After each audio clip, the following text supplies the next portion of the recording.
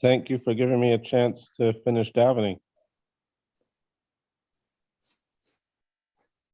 Okay, Hemshech Ayin Beis, Volume 2. We're on page 1199.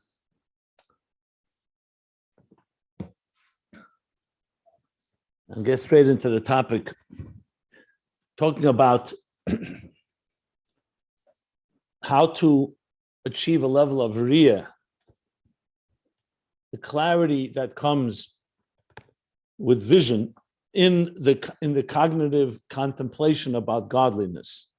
So not just to understand something in a state of shmiyah, like you heard about it, but something you experience as real as if you saw it yourself.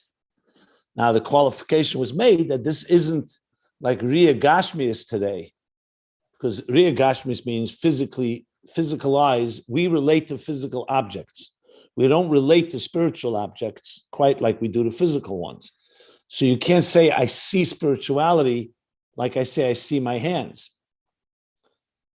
That will be lost at love. Today, our physical eyes, as we read from the Tzemach Tzedek a few days ago in one of the classes, he said clearly, just going to use his words, very strongly stated. He said these words. He said, where was it? Here. Raksha Odom Gash Hagashmi. I'm reading from the Tzemach Tzedek's Maimer Samchuni,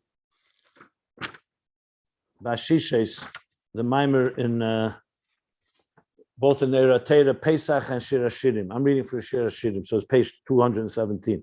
He says, Raksha Odom Hagashmi, the physical person, Efsher Loi, Lias Haisogas HaMohus, Rak Bedvorim Gashmim. He cannot have Haisogas HaMohus, which means comprehending the very personality of things only in physical matters. He cannot have only hasagas hametzias, knowing that it's there, but not muhus. And that's why it says,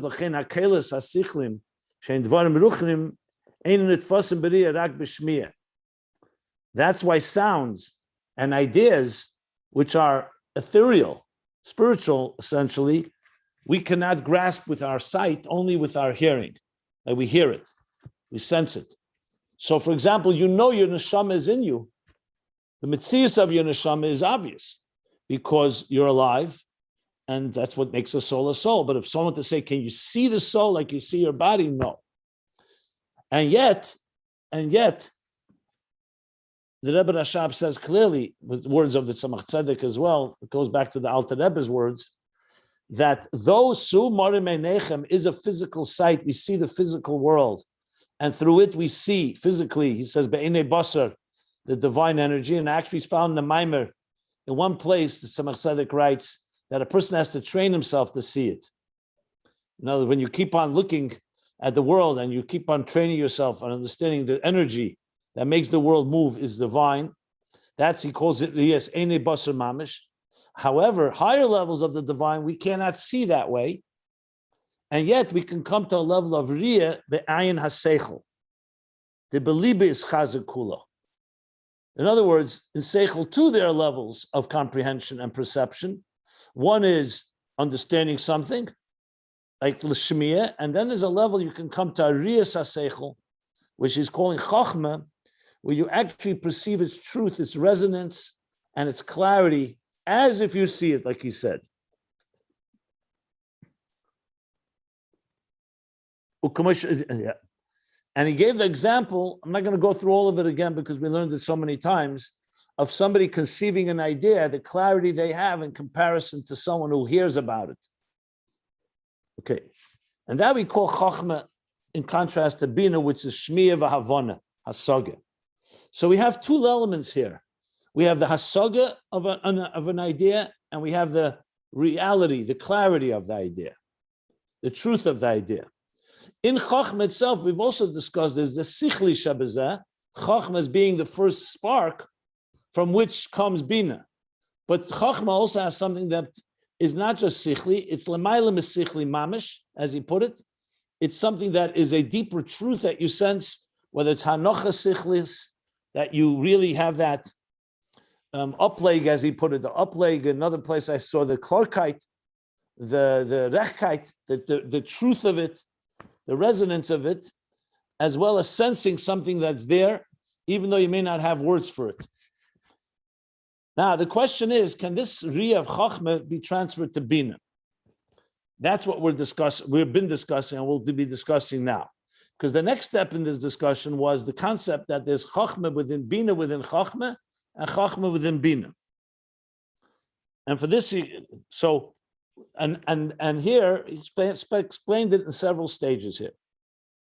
When you conceive of an idea, there's the flash itself, and there's a certain resonance. That's not mamash seichel. That's higher than seichel. A resonating clarity. Okay. There's when you begin to explain it to somebody, that's already where Chochma is becoming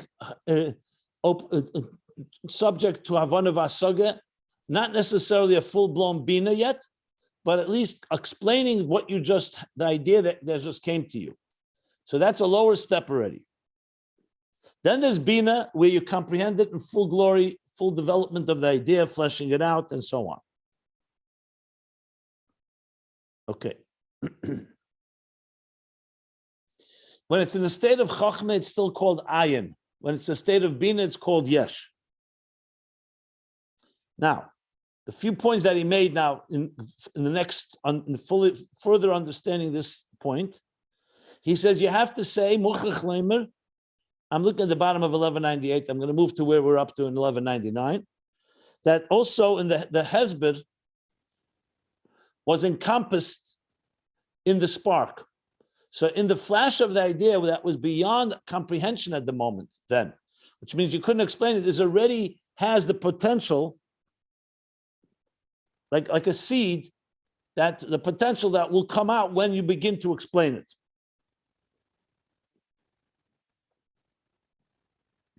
And also Koyach HaBinah, as a full developed Binah, is also encompassed in there. And that's the bottom point in the Yud, which is the Havein b'Chochma, the Binah within Chochma.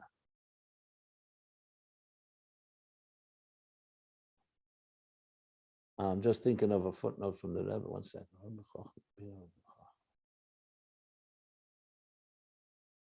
Okay.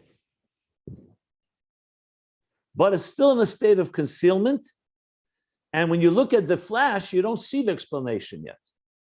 But it's there, embedded in it, like something embedded inside the seed of Chochma. Then it comes out into Binah.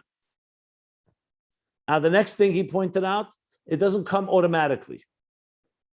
It has to be brought out. It's not like the Frierdiker Rebbe said, it's not like Chochma comes from the Mokra Chochma. There, it's a flash that just comes in, unprepared, inadvertently just enters into your consciousness. From superconscious to conscious. But from conscious Chochma to understanding of Binah, that, he says, doesn't come a Mela.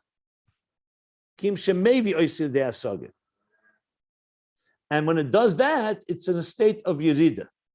As soon as the flash is subject to any type of explanation, even the initial explanation, and definitely the full-blown Binah explanation, misalim b'ha'er, the gets concealed, meaning the intensity of the clarity that Chochma had is no longer there quite with that focus.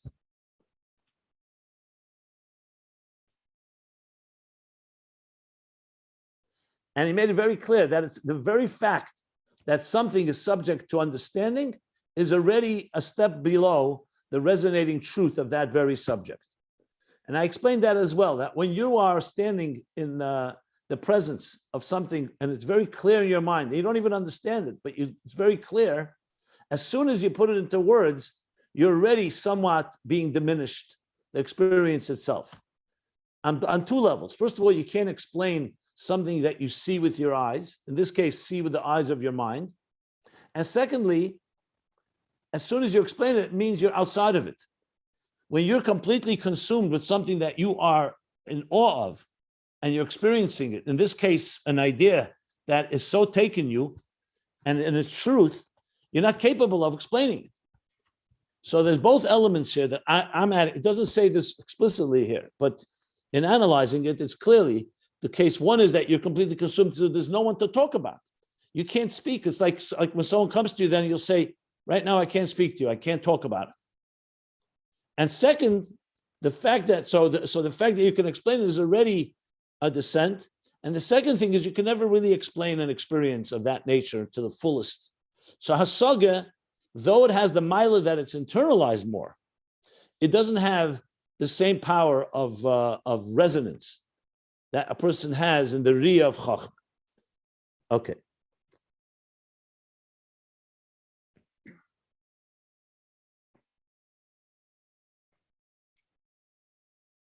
And this is Havein b'Chochma. This is where we stopped. I want to just add one or two things, and if somebody has a question, I'll be happy to take the question. I was looking into more Maimorim about this topic, and that's why I added a few words that I added here that I didn't say in the previous classes because of what I found in different places. And there's quite a few places where Havein b'Chochma is spoken about. Especially the Frierdiker Rebbe, I see elaborates it quite many times in the same Sefer Maimorim Tafresh Pei Beis. I could give you the sources if you like, but if you want, I could just if you want to look it up. But it's you have to look. It's different Maimorim that he discusses this topic. But I want to point out one thing. There's a footnote from the Rebbe, and this is actually Ranat Tafresh Nun Tes, chapter 22, I believe.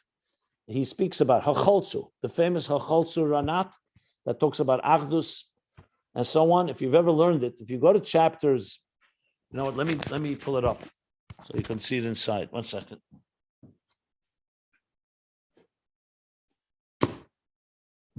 Be very helpful to look there because he explains Riyah and Shmir and Chochma Binah very, very balbatish, very practically.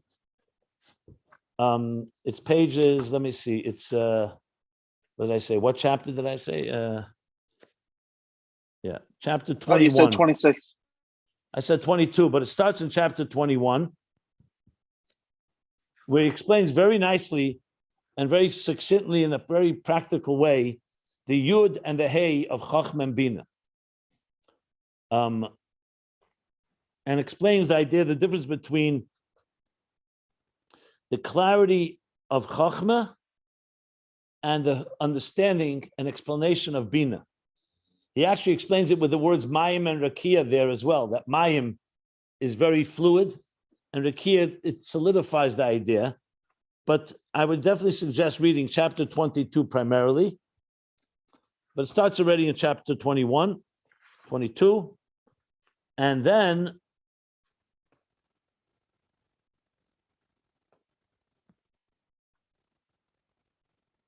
and explains also the two aspects in Chochma itself, that which is more the havraka, the clarity, and the other is where it begins to become a seichel, an idea.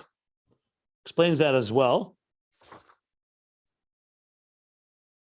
And this goes on through chapter 26, 22 through 21 through 26, basically.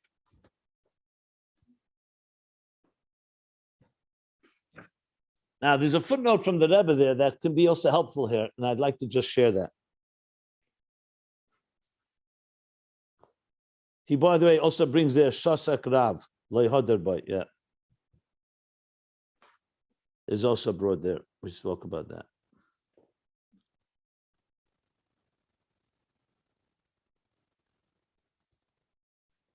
I strongly recommend reading that. If you guys want, we could read it together, but it's gonna, you know, it's a nice little short. It's not a short piece. But there's something interesting that Rebbe brings there. He says in other places, it says that the Havein b'Chochma is not the point below the Yud, but it's when you spell out a Yud, there's Yud Vav Daled, the Milui, the Vav Daled is Binah, is the Havein b'Chochma. So Yud is a dot. When you spell out Yud, Yud Vav Daled, that's when you have the Binah within Chochma, is the Vav Daled within the Yud. So the Rebbe says here, it says, however, it's the point at the bottom of the Yud, not spelling out the Vav Daled. And the Rebbe says, maybe you can explain it because there are different Maimorim that speak about Havein b'Chochma, b'Chacham b'Binah. Some say it's only Chitzenius HaMeichin, and some say it's Pnimius HaMeichin. That's what the Rebbe says. Pnimius Chochma Binah. So Pnimius Chochma Binah would be like the dot under the Yud. Chitzenius Chochma Binah would be like a Vav Daled. But then the Rebbe says something else. Here's another explanation. That maybe it fits into the two different aspects. How Chochma, Haven b'Chochma, some places it explains, is the hiskalulus of Chochma and Binah. That the idea of Binah has within it Chochma, and Chochma has Binah in it. But there are places that explains it, like here, that it's not the Binah and Chochma working together. It's that in Chochma you already begin to have the Hamshacha of Binah. There's already a beginning of understanding the flash of the idea, and that will slowly then turn into a full-blown Binah. So it's not about two spheres, how they work with each other. Like you say, Chesed and Gvura interact with each other, are interconnected. We're not talking about that interconnected. We're talking about in Chochma itself begins the Binah. So that would be the point under the Yud would be the Binah within Chochma is already beginning to become understood. And understood. And when Yud Vav Daled, that's when you're talking about the Hiskalus of Chochma and Binah. That's what the Rebbe says in a footnote. I just thought it was interesting to point out here. Here, obviously, we're talking about the Yud, not Yud Vav Daled, but Yud with the point at the bottom of the Yud. So you're definitely talking about the Binah within Chochma, how Chochma is beginning to become understood. Okay.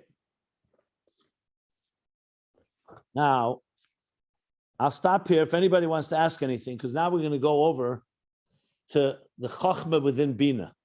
This was the Binah within Chochma, now the Chochma within Binah. And I'll explain why he's bringing all of this, obviously, to help us get to a state of Riyah, how Riyah comes into Seichel, and how Seichel gets to a state of Riyah, which is Chochma, vision. But if anybody wants to ask anything, now's a good time. Nothing? Okay. Yeah, Yafi. This idea that the ability to understand the Binah also comes with Chochma.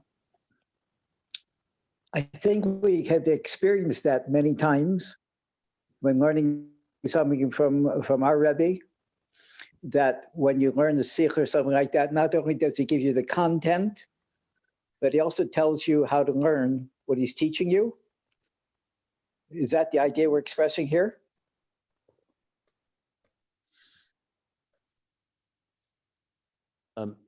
Say that again. The Rebbe, I'm not sure how you're comparing. Go say it again. Can you just rephrase it? It says here there were the. Okay. Let's say. Okay. When we get in, very often learning an idea from the Rebbe, a secret from the Rebbe, a talk from the Rebbe, right. You see within that, not only is he giving you information, but he's also telling you how to understand the information. I don't have an exact on the tip of my fingers, but that's happened many times, and I've heard this from other people. Not only does he teach you, but he tells you how to learn. And so what we're talking about here is that the Koach Binah is found, the ability to understand, the ability, the ending of Binah is not only the information, but the Koach Binah seems to be telling you how you're going to receive it. I wonder if that's the idea we're speaking about here. Well, first of all, this isn't exclusive to the Rebbe. This is every seichel has those two sides to it, where there's the idea and then there's how to understand the idea. So I'm not sure why it's unique to the Rebbe. I mean, you're talking about studying methodology instead of just facts, how to understand something, not just what the idea is. But regardless, even if you can find that, I wouldn't bring that in here so much. I mean, it's not. To me, the focus here is far more Riyah and Shmiyah, the resonance of a truth of an idea, which is what he wants to come to, that we should have a Riyah that brings to Chelas Ava, that causes the person to completely ache love sickness as he yearns and longs for whatever it is he's loving, in this case, godliness. Whereas what you're saying is more methodology versus information. And I don't think so far he wants to really talk about the mile of Binah and Hasaga. I think he's talking to him more the mile of Chochma over Binah, because we want to reach that level. I mean, I don't relate so much to what you're saying that connects with here. And I think it's also a little because again, the focus here is the clarity that Chochma provides in Seichel. That's the whole point here. That you want to come to a Ayin Seichel that's not just like Shmiya. So if you're saying that there's a teacher that can teach you an idea to the point that you can visualize it, that's what I would say is what he's talking about here. What you're describing is more about the method, to learning how to learn, the methodology of how to understand something, which is not what he's discussing here. The fact is, Binah is Asaga, is understanding. Chochma is much more the resonating truths and the beginning of a seichel, as in the flash of an idea. So I would stick to that right now. In the last 4 lines of Kuf Tzadik Ches, that's where he mentions that is also the Kol Kabina, the Ris HaSkala come into Hasaga is also there. First he says, but the focus is but the focus is that it gets concealed. He's talking about Misalim Ba'er. No, right. Here he's talking about actually how it descends from the level of Chochma, and before it descends, yeah.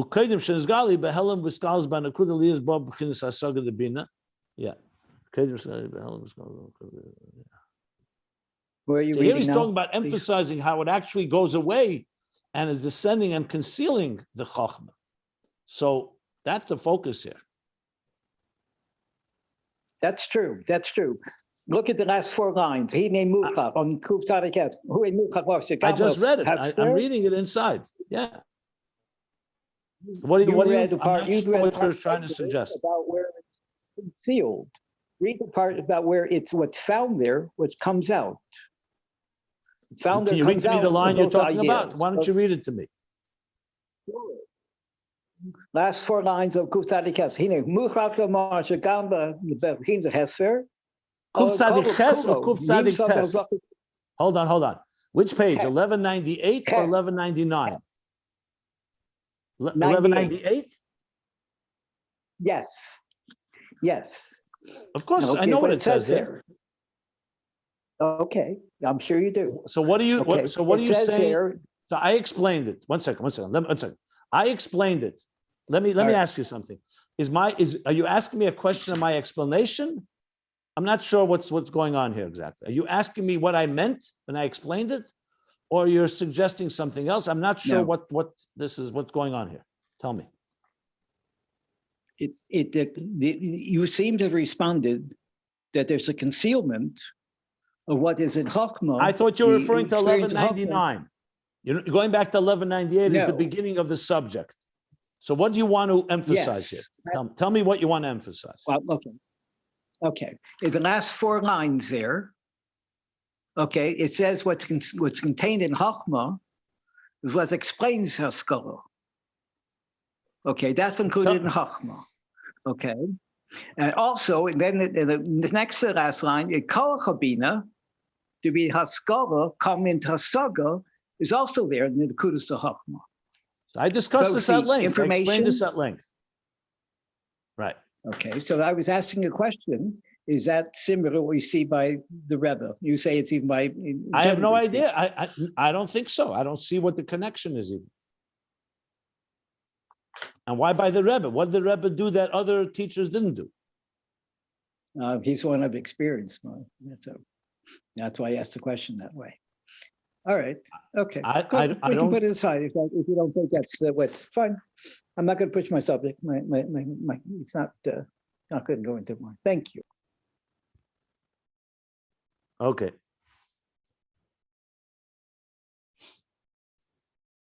Again, the focus here is on Riyah of Chochma.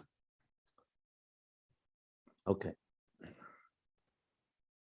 And how that Riyah goes down to the next level of Hasaga, and that's all rooted in the Chochma. Even the Hasaga is rooted in the Chochma. Fine. Now he's going to go the other extreme. What about Chochem bebina? So the line begins, Bebaba b'chinas Hasaga de Binah. He says, now Chochem bebina, hu shegam acha shehevim v'hosig es haseichel. It's a whole different thing now. Now we're talking not what's going on within Chochma. Till now we were discussing and dissecting the anatomy of Chochma. So Chochma, we said, has in it the flash that's higher than Seichel Mamish, that clarity, that resonance. It has within it, in a concealed way, the capacity that this should also be understood. It even has the power of Binah that will come later, that will comprehend the whole picture. All this encompassed within Chochma, within the Yud. So the Yud also has the dot, the point at the bottom of the Yud. That was discussing how everything in Chochma.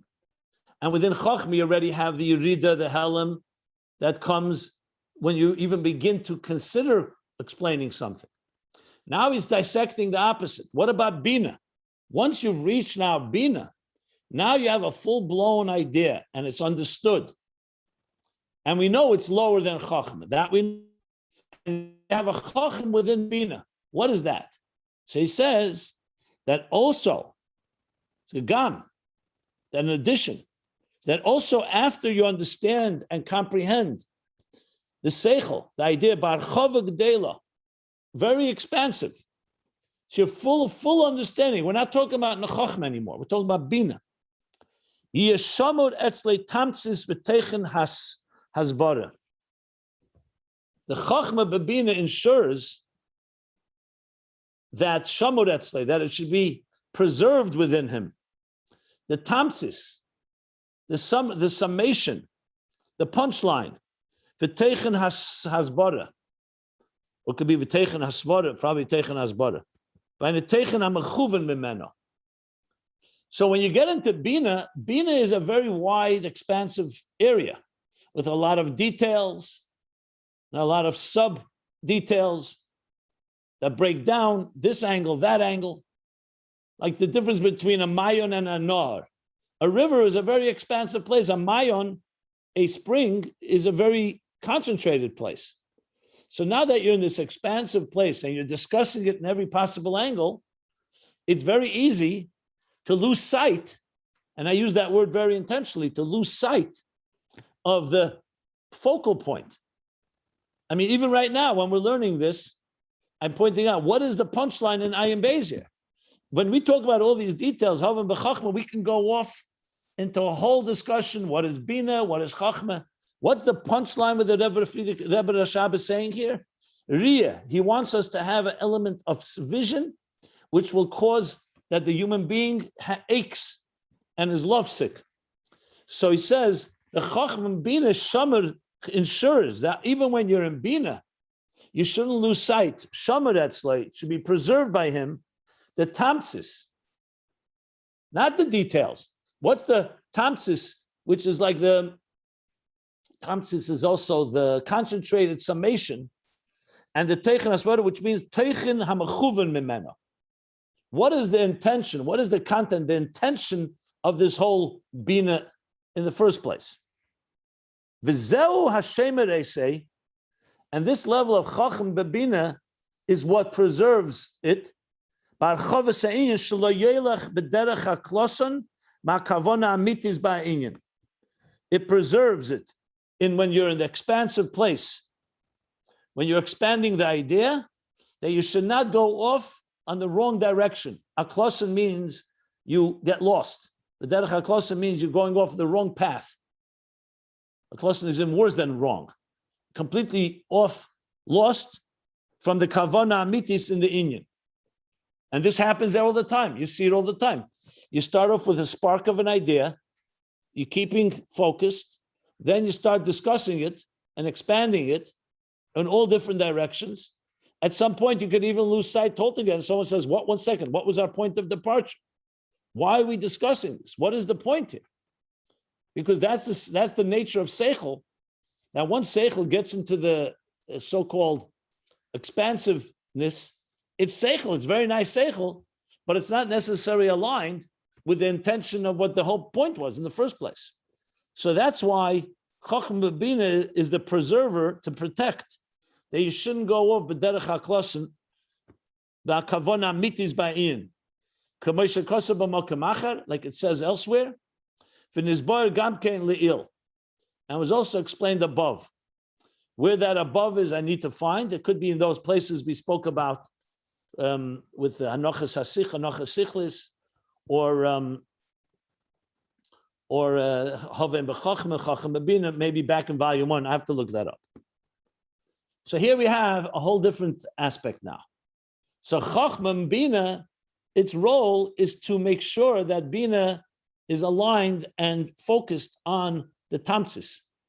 That's what you say, the kudas ha-tamtzis, the summation. When everyone's making when anyone makes a presentation, a good presentation, it'll always begin like this. Here, my friends, here's what I want to share with you. It'll be an opening headline, an opening line that captures the essence of what's going to be said. Then you begin to develop it into details. And then you come to a summation and say, let me sum up now what I said and how that is reflecting and expressing the point that I began with at the beginning. If there's any compromise on any of these 3 stages, you can rest assured it's going to be confusing. So having an opening, an executive summary, and then obviously you want to break down the details because people want to understand it. They want to know the details are vital. And then summing it up so it's clear that the details are not just scattered, that they're all focused toward that summation. So the Anochas Sichlis is the beginning of the process, and the Kudas HaTamtzis is the end of the process. It's so Chochma Binah ensures that you have that, preserves that, the integrity, you can say, of the idea. Okay. The Gam, and additionally, Sha'achar HaSoga HaTeva, the Prote Ayin, that after a good, solid understanding in the details of the subject, Yovei El Hanakuda HaTamtzis, he'll come to this summation, this summary, the point. It's also a Nakuda HaTamtzis. Eich shemuven etzem ha'inyan mikol harichas ha'asaga.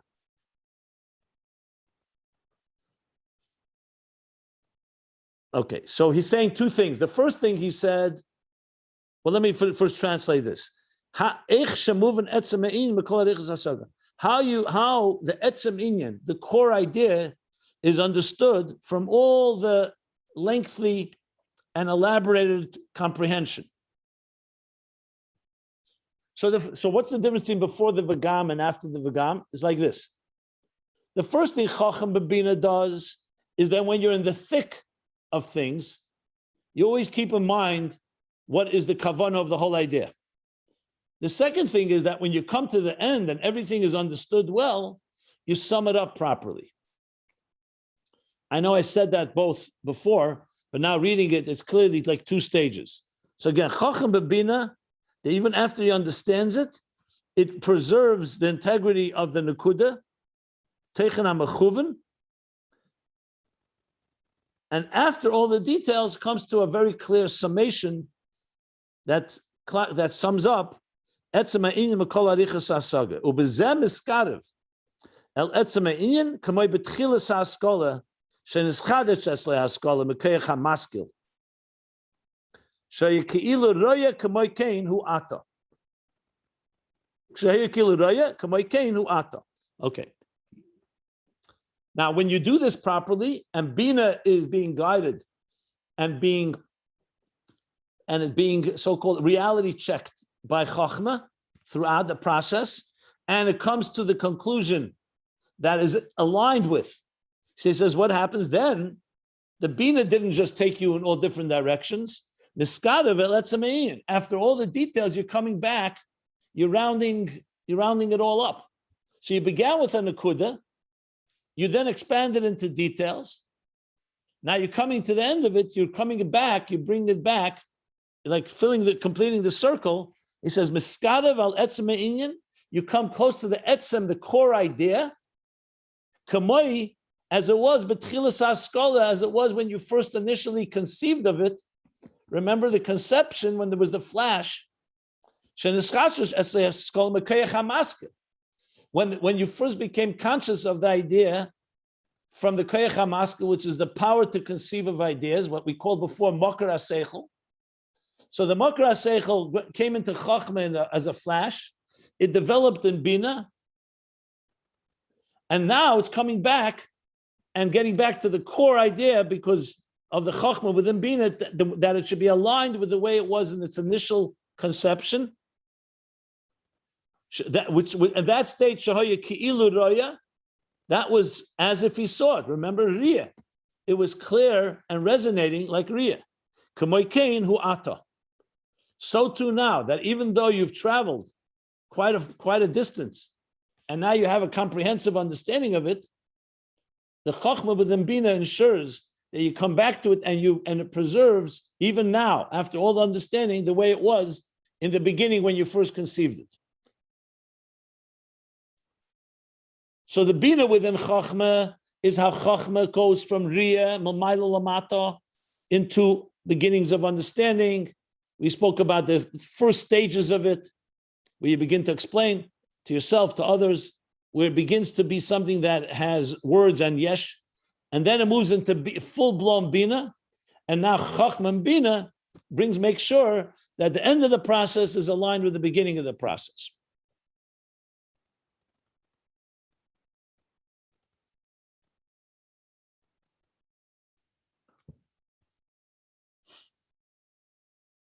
Anybody want to ask anything? Please. It's not finished yet, but you could pause right here if it's helpful.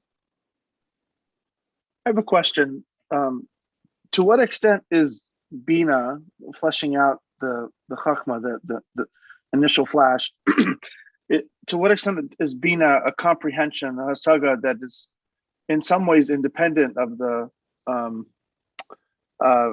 flash and Chochma, versus an effort to explain the flash? In other words, the best we can do in our brain to make sense of the flash, and that way it comes back to the etzem inyan, like he says here. So is Binah an effort to flesh out the Chochma and essentially getting as close as you can to it in understanding, or is it something essentially? It has in it the focus of the inyan, the Synopsis, I guess is what you're saying, but it's somehow qualitatively different than the Chochma. I don't know if you understand the question. It's a very good question. And I will refer you. It's interesting, it doesn't touch upon this in this mimer in Ayin Beis, but he does talk about it in Pei Beis. And I will tell you, just 1 second. In Tafresh Pei Beis, he introduces the topic that Binah has its own root that's actually higher than Chochma in some ways. I just didn't want to bring it in here because it's going to confuse matters, I believe. But since you already asked the question, let me say the following. There's a mimer in Tafresh Pei Beis, Vayar Yisrael, where Mamish talks about this, and he says the following.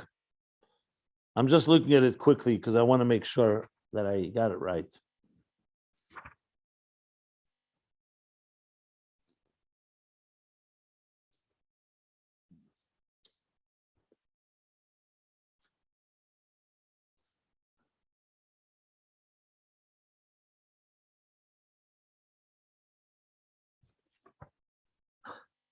I know this is going to sound a little interesting, but I should say this.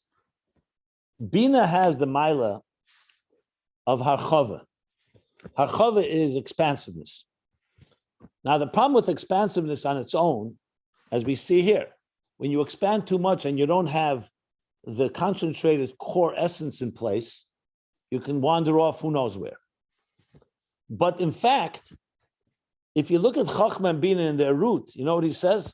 He says, actually, before the Tzimtzum, that brought the Nakuda of Chochma, in the Koyach HaMaskil, in the collective superconscious of the person, meaning where all ideas originate from, before it becomes a spark and a flash, it's actually much more harchava there. Everything is expanded there. The problem is the expansion there is on a level that's superconscious and we can't access it. If you access that, we would go mad. So we need, essentially, it's like Ein Sof before the Tzimtzum. This is both in Ranat and the Maimer and Tafresh Pei Beis. Ein Sof Lifnei Tzimtzum is total expansiveness. There's no Tzimtzum. There's a complete Ein Sof going in every part. It's completely omnipresent. As we spoke, Bli Gvul dominates everything. The problem is there's no room for a student and a makabel and existence. So you need a Tzimtzum to create from the superconscious divine infinite to create a nakuda, which is Chochma. So in essence, even though Chochma is higher than Binah, but Binah has power of that expansiveness from beforehand. The problem is if the expansiveness is not directed by the nakuda of Chochma, you'll have the problem that we've spoken about here. You won't have that clarity. So really what's going on here is that Chochma has the power of concentrated truth. Binah has the power of expanding. And you need each of them to help complement each other. That's what it says in the other Maimar. Now, why doesn't he bring it here? Very obviously why. Because he's not interested here in discussing the expansiveness of Binah.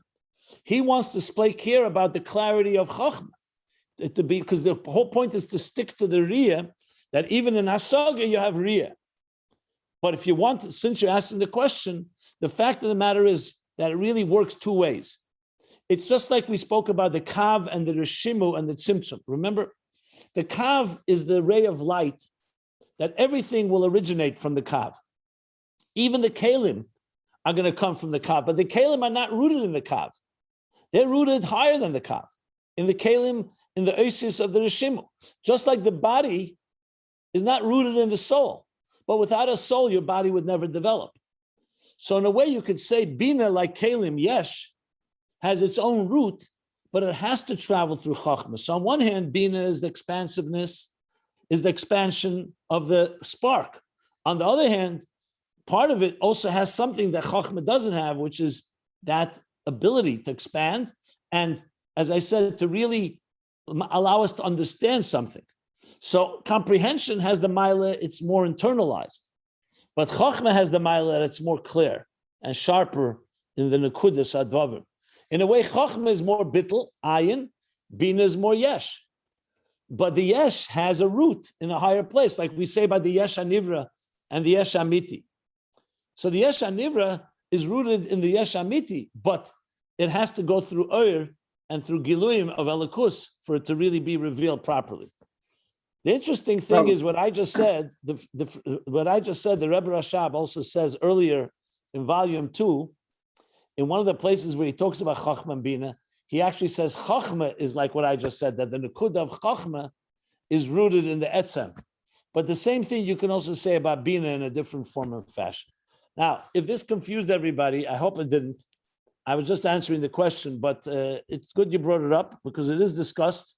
But I must qualify again, it's not discussed here. The reason I answered it because it's relevant to the subject matter. But in fact, what's relevant mostly here is the point that I just made about Riyah and Shmir. Okay. That was great. Thank you so much. Yeah. In volume 2, where's the piece? I referred to it before. Oh, 1 second.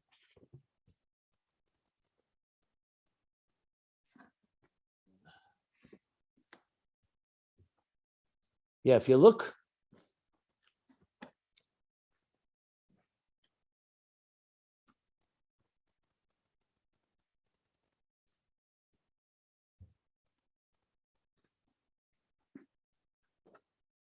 I just want to see one thing. Hold on before we continue.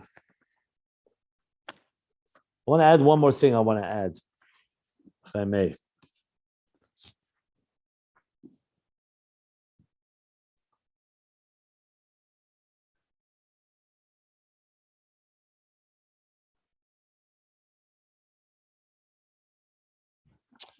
I think it's also important to qualify one more thing, very important. I think you, Yitzchak, pointed this out, but I want to point it out. At the end of the day, as we were learning about Er HaBli and Er HaGvul, each of them has a role to play in giving us a taste of another part of godliness. In other words, Atzmus is Atzmus. That's clear. But for us to experience Atzmus, you can't experience it through one dimensional or one experience, or through one particular track. All of Seder Shtalshelus is essentially God's handiwork. And each piece of it reveals another aspect of God. So ultimately, Chochma is going to reveal to us something about the atzmius of the truth of our godliness, like we spoke about. Binah is going to explain more, is going to be more of an experience of how we experience it in a full, detailed way. But on the other hand, there's something about Binah that Chochma doesn't have, which is not being addressed right here, just for the record. But the point is that it's important to remember that whenever you're learning about these things, everything has something that from higher levels that is going to ultimately reveal. Okay, so that's, I just wanted to add that Nakuda. Good. Sure. So let me just continue on now here and say like this.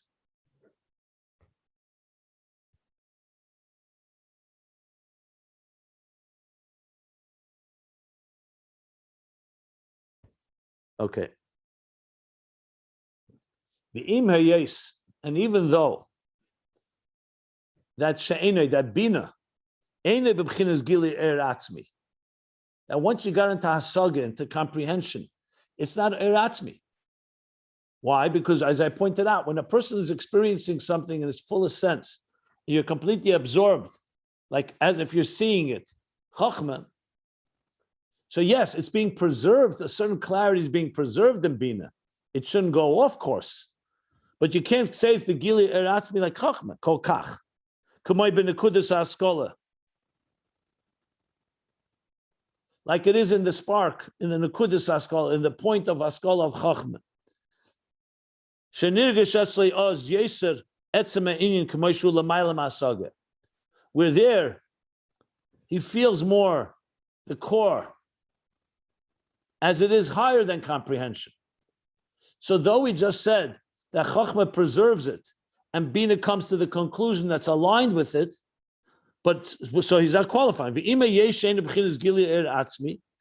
So yes, it's not that Gili Er Atzmi. Mashenkim in the Nekudas HaTamtzis haba achra saga.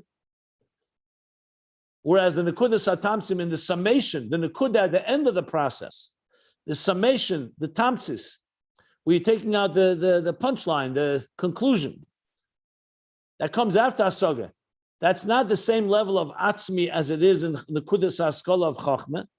So even though that's the case, says the Rebbe Rashab, Hinezeiz Vadai. This is certain. She'ena deima b'chinas HaChochma Atzma l'b'chinas v'chacham v'chacham b'bina. So this is certain that you cannot compare, or it's not similar the way Chochma is in Bina, the way Chochma alone is in comparison to the way Chochma is in Bina. We're not trying to say here that suddenly the Chochma as that's on its own is in Bina. That's certain that it's not the same level. But call Mokim, and here's the end of the qualification. Nevertheless, there's a similarity. So it's not exactly, but there's a similarity, a dugma, like it is in the Nekudas HaSkola, the initial spark of the idea as it was the flash. Shemiskarav el etzem ha'inyan, because through Chacham and Bina, which is helping the comprehension, the developed, expansive comprehension to be aligned, he says it's miskarav el etzem ha'inyan. You're bringing the Hasaga into clarity of the etzem, the core idea, which is be'ein arech, which is infinitely distant than just the comprehension of the idea. In other words, if you only had Chochma and Bina, and there was no Chacham but Bina, Chochma bebina, chacham bebina, like he said, chacham bebina. So you would have comprehension, but it would not necessarily really reflect the core idea. You could also be off. The chacham bebina doesn't change bina into another entity. It just almost, and it says ein arech, like in a very ein arech way. It takes the hasaga and aligns it to the core idea as it was in Chochma. The ein arech mekamei basagas in the az etzamein hu bisalmus kaneda, because there in the comprehension of it, the etzamein is concealed. When you're in the midst of that whole detailed development of an idea, then the etzamein is concealed. It's when you come to the tamsis, the summation of it, and you're aware, and throughout you're being aware of Chochma, that's when it comes to a revealed state. So in other words, there's Binah on its own, and there's Binah how it's impacted by Chochma. And even that is not quite exactly like Chochma, but it definitely takes it to a whole nother level, a whole other dimension, takes a hasaga and makes it that much more real because it's aligning it. That's what he just now qualified. So that's what he just said, the Rebbe Rashab just said. For who? And what does this Chochma do to Binah? Who bechinas behirus yeser? When it comes to this state of tamsis, the summation, it's behirus yeser, it's more clear, it's more clarity. Va'adraba, ha'er boyer hu b'nekudas ha'tamtzim is yeser b'nekudas ha'askala. Now he goes the other direction. Then on the contrary, the oir boyer, the clarity of the summation in the nekudas ha'tamtzis, the nekuda at the end of the process of the summary, is more than the nekudas ha'askala when it was originally there. Okay, so what does that mean? Well, 1 second.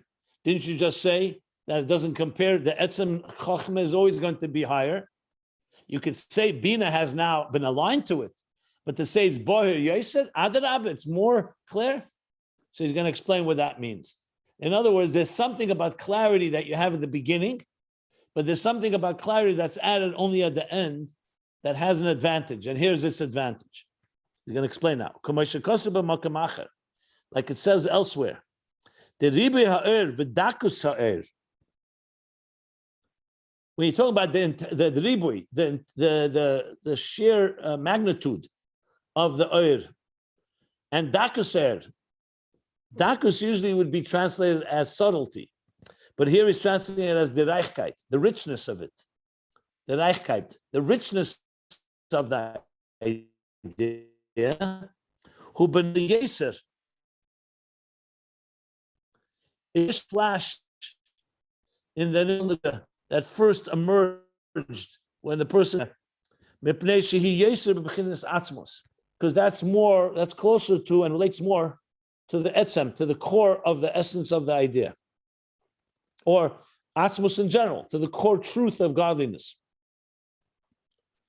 But the clarity of the oir. So he's distinguishing ribui and dakus, richness, to clarity.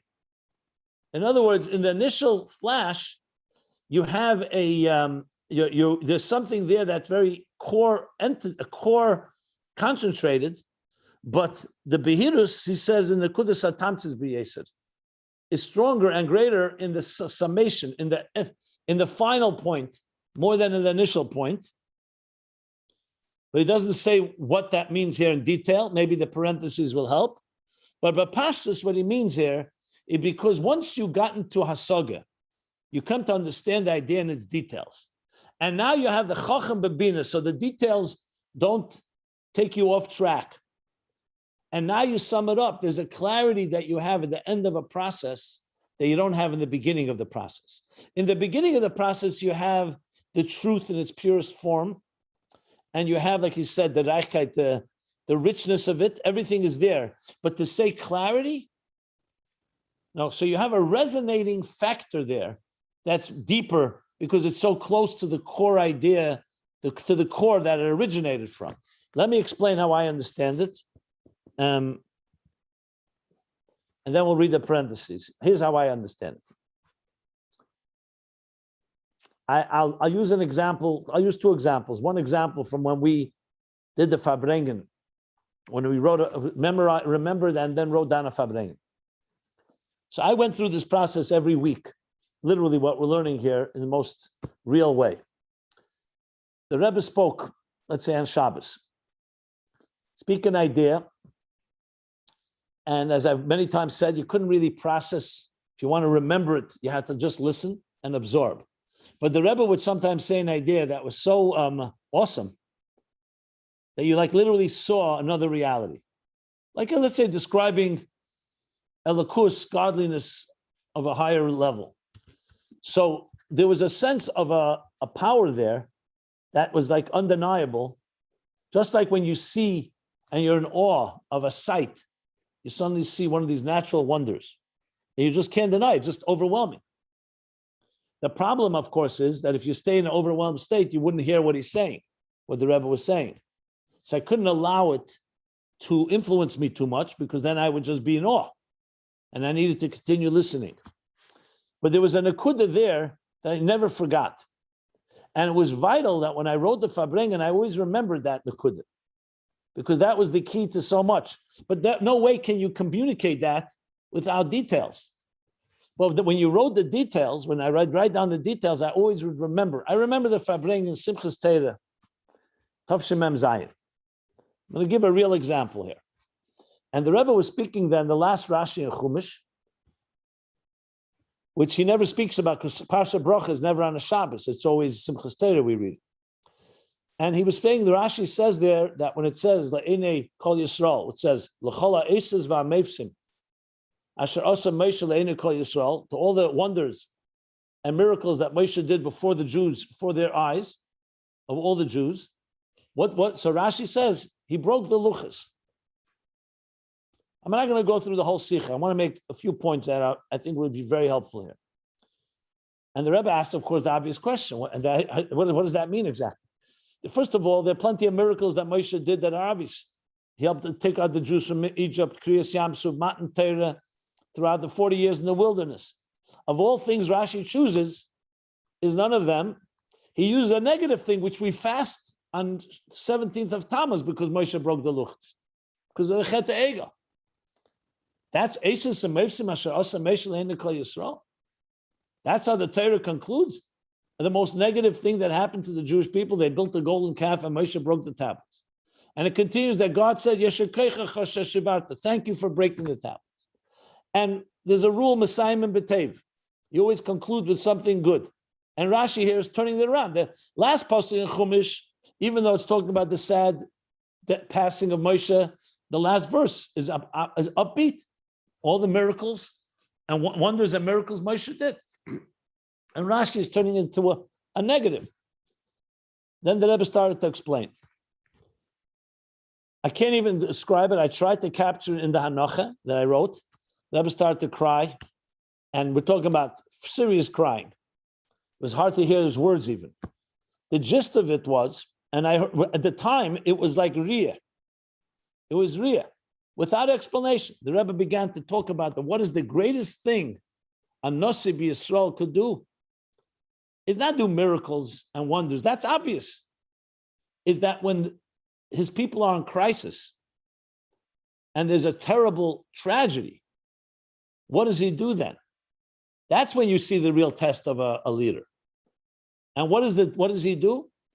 He wants to save the Jewish people. That's why he breaks the tablets, because it was like tearing the ksuba, Rashi says in Pasha Kisisa. He could say to Hashem later, they heard, don't build a golden calf, don't build an idol, but they never received the contract. So it was his presence of mind, not that he was out of control, the contrary.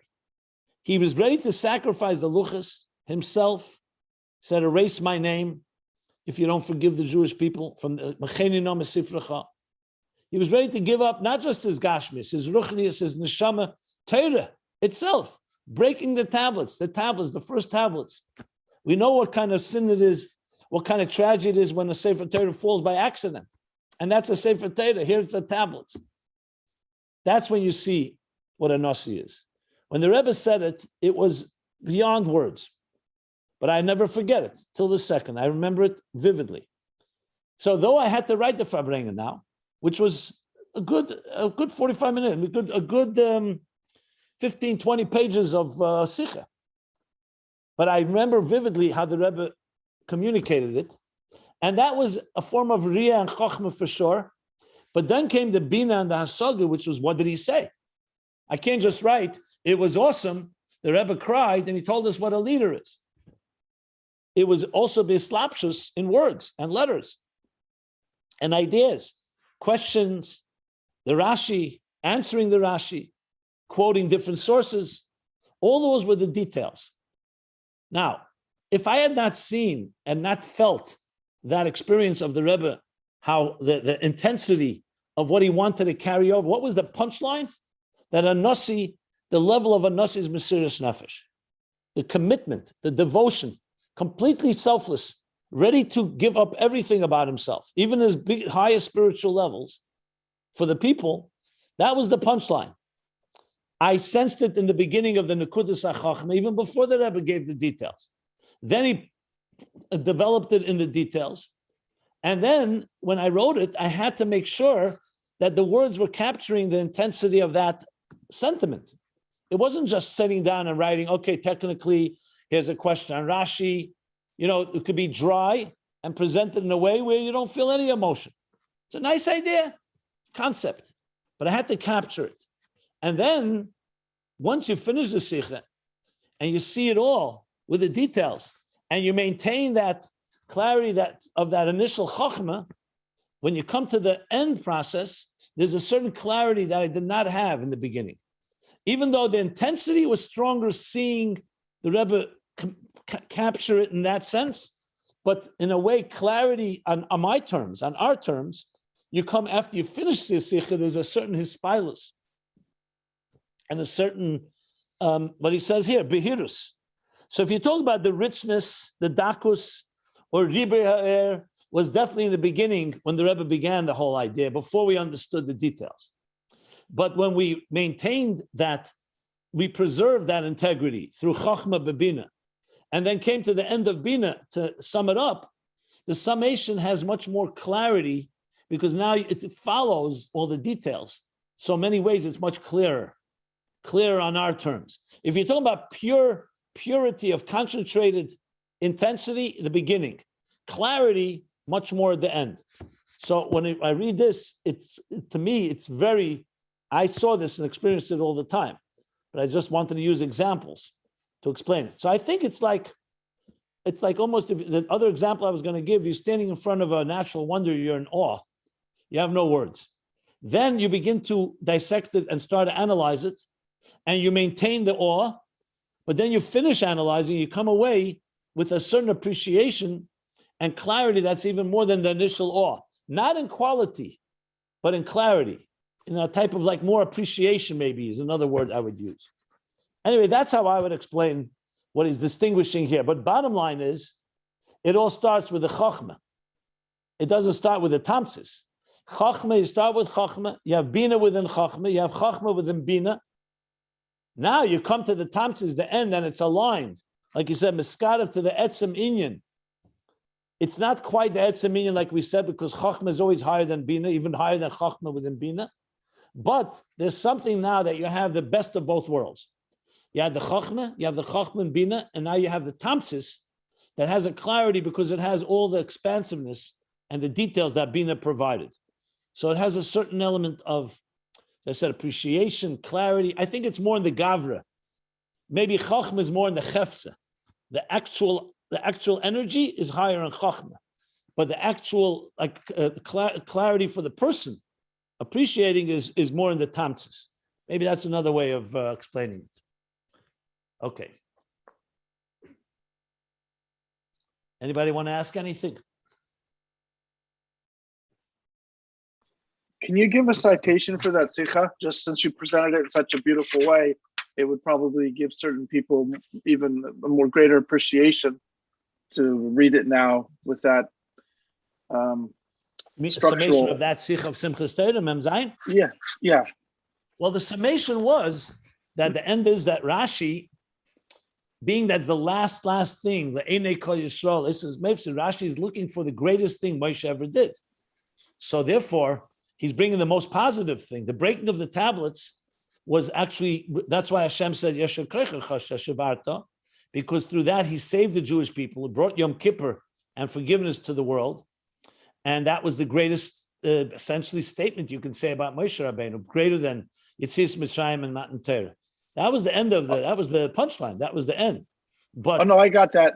I was asking for the just where can I find that sikha? That I'm Well, I'll tell you something. It actually was presented. I mean, I hesitate saying this, but I might as well. The sikha in its original form, where you'll capture what I just said, is the way I originally wrote it. It's in Sefer HaSichos Tov Shemem Zayin. Maybe we could just post it up. It's in Yiddish. That's the thing. It's in Yiddish. If you read the Hebrew translation, or the way it was adapted in Likutei Sichos, you're going to see that it's not going to have the Chochma Binah quite the same way, because it's somewhat the Hebrew, or the way they present it, is far more academic, and it's more technical. Like, here's the questions, here are the answers. You don't necessarily feel what I just described, and I mean, you can come to that conclusion yourself. So there's two places you could see it. In the adaptation in Hebrew that is printed in Likutei Sichos, I believe, I'm not sure what volume, and in the original, the way it was written in Yiddish, that was actually what I wrote, the way after the Farbrengen itself.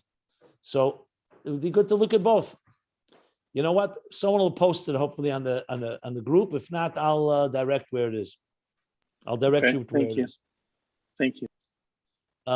Okay. Now. Okay. Question? Yeah. Yeah, go ahead. I should read the last parenthesis. You know what? Let me read the last parentheses, then we'll take questions, because maybe there's something here that could help. I just want to read the last 3 lines. Let me read the last 3 lines, then I'll take, okay? So he says like this, we'll move on, and it's understood, the Baha, the Behovin b'Chochma, the Binah in Chochma, Koyach HaBinah hi b'bchinas iskalus b'Chochma. That's why I use the word iskalus. It's encompassed within Chochma, but it's not impacting Chochma.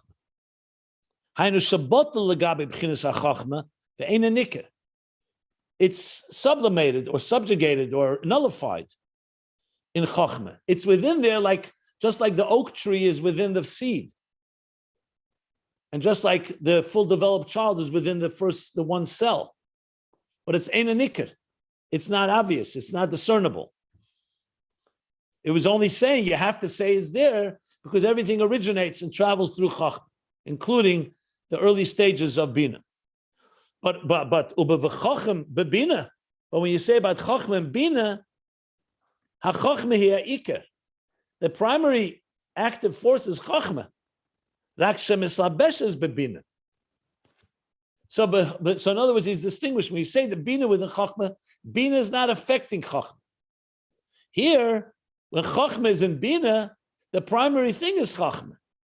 Chochma is manifesting and enclothing in Binah, making sure that Binah stays honest and stays true to the message and doesn't go off the reservation.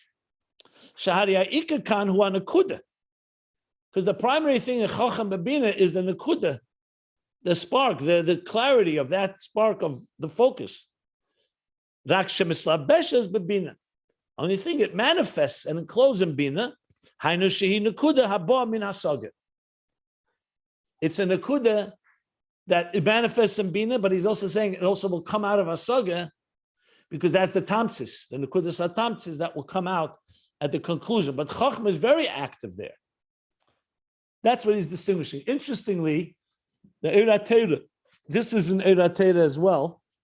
Remember the question everybody asked, why was it say his slapshus? By Hoven b'Chochma he said iskalus, and by Chochma b'Binah he said slapshus. So now he answers that question. Okay, fine. It's not. I thought it's relevant to what we just learned, but it sums up this Inyan. You're going to ask a question. Please go for it. Chaskel, right? It's probably just a comment, you know. Before we had Shasik Rav, but now there wouldn't be Shasik Rav. It'd be the exact same situation, and he'd be able to explain everything in detail. Even though he has the Tamsis within him, everything is known thoroughly.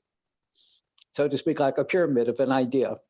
The one point that sticks up, but everything goes with it below it is all there.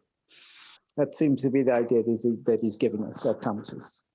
According to the Ranat and the other Maimon, Shasik Rav is a situation where Chochma never reaches Binah. And he never ends up explaining it. He just knows the clarity of it. There's no Binah there.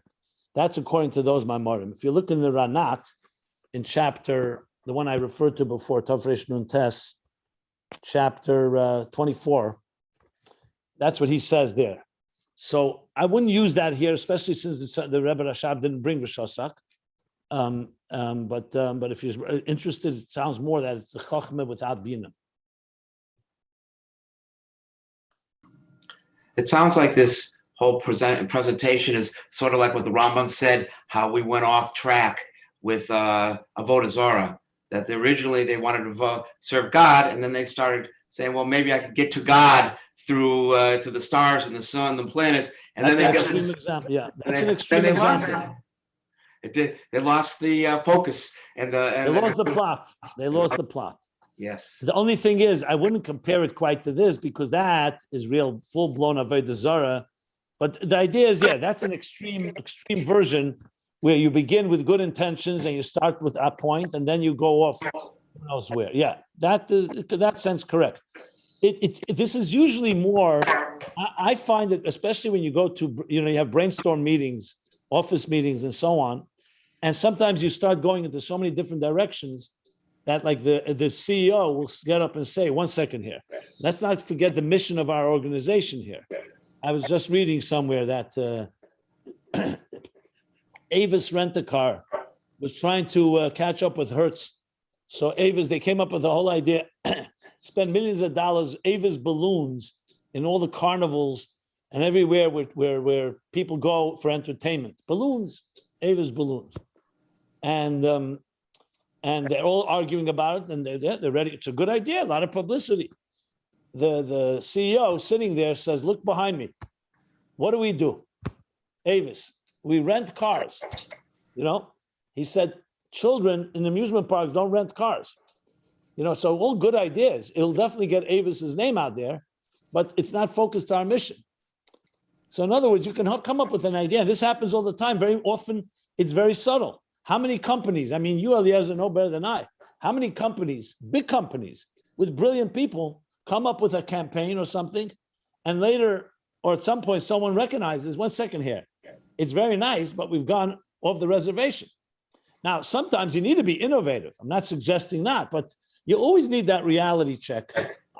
This happens all the time, even with Mashiach. And with so many of the things lahavdil by us, you start with good intentions, and then suddenly, 1 second, we're completely off. Is this aligned with the spirit what the Rebbe wanted? Is this the kavanah? Or is this a nice idea, but who says it's aligned?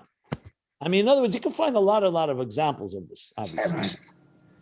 Another quick question. When you mentioned about the Sikha being in Yiddish, when you did it came out in Yiddish, and then when it's translated in Hebrew, would you say it's fair to say, b'derech klal, that because the Rebbe revealed these incredible haskala, the rightkeit in the clarity of Chochma in Yiddish, that any translations of it later on, say in Hebrew or English, has a tendency to lose that original brilliant, incredible expression that the Rebbe would reveal it in the original Yiddish. You think that's fair? Let me rephrase. I'd phrase it a bit differently. First of all, we're all humans. So even when I wrote in Yiddish, I don't want to toot my horn, but people recognize I was able to capture the sentiment, between the lines. That's vital. So not just because one writes in the Yiddish doesn't mean you always capture it. That's number one. Just because the language is the Rebbe's, you still need more than language. The language, however, lends itself a lot. You see very often in Maimorim, they bring a Yiddish expression. Why? You could find it as a Hebrew translation, because there's something about the Yiddish that preserves a certain integrity, not just because the Rebbe said spoken Yiddish. It just has something about it that's very hard to translate.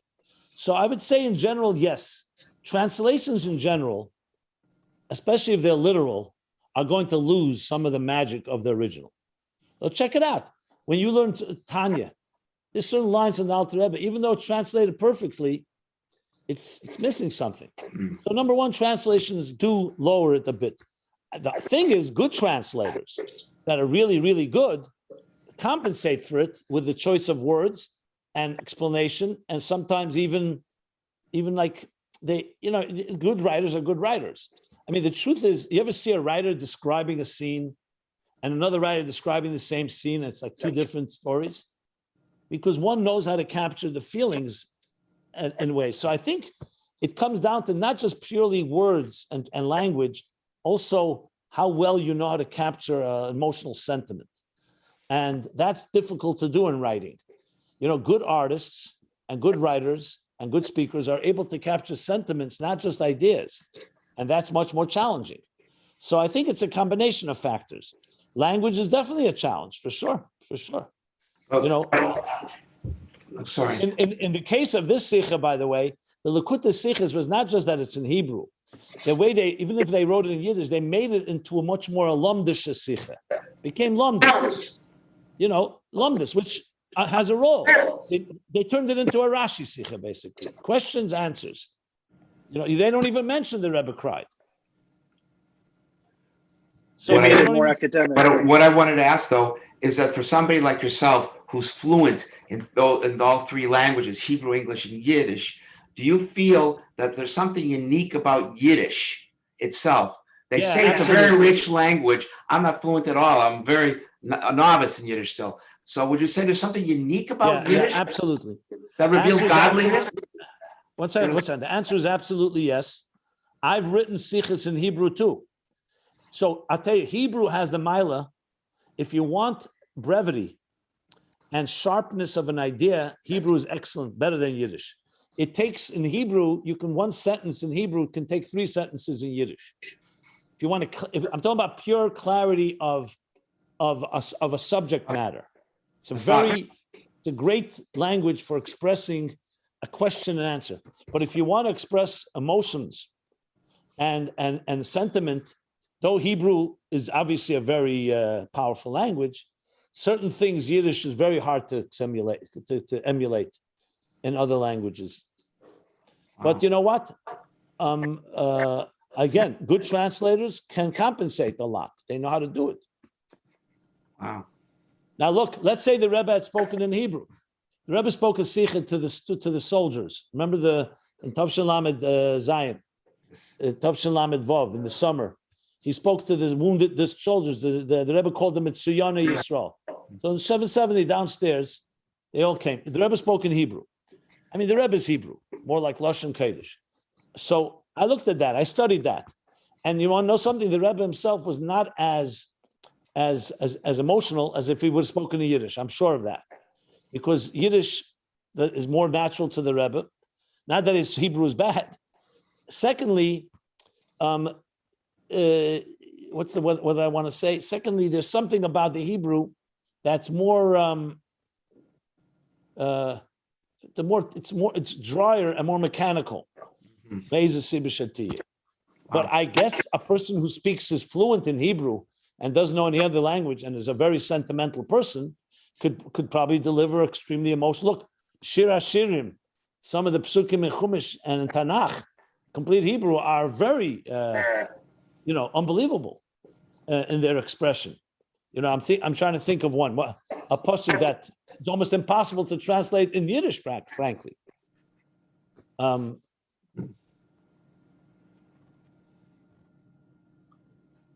It's a good question. It's a good discussion about language. It could be the end of the day is whatever your first language is going to be the one you express yourself best in. So I don't know if it's fundamentally Yiddish, or is it that was the language of the Rabbi? And the Baal Shem Tov. Like, how do you say Gewalt oivei, chutzpah, nudnik, shlemiel, in other languages. Tell me. Right. Gewalt. Alter Rebbe writes at the end of Tanya, Gewalt, Gewalt. Yes. Look at that. He ends Tanya with Yiddish. That's an interesting point. Yeah, and he starts with Aramaic. Yeah, and you know the Rebbe has a beautiful sikh about in Tavshem Mem Aleph. It's printed in Likutei Sichos, volume 21 in the Synopsis on Yiddish. As Rabbi Weinberg was teaching Tanya in Yiddish on the radio, so Rebbe gave a whole talk about the mile of Yiddish. Very beautiful sikh. Where's that? It's in Likutei Sichos, volume Chaf Aleph 21 in the Synopsis Mishpatim. Or Yisrei, sorry. Synopsis of Yisrei. It's a very, very powerful sikh about Yiddish. He talks there also about Aramaic and about Hebrew and all the whole works, all the works.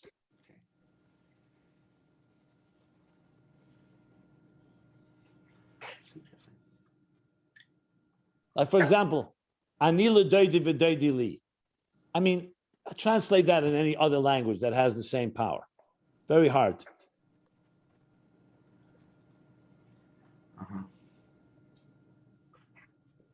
Okay, my friends, so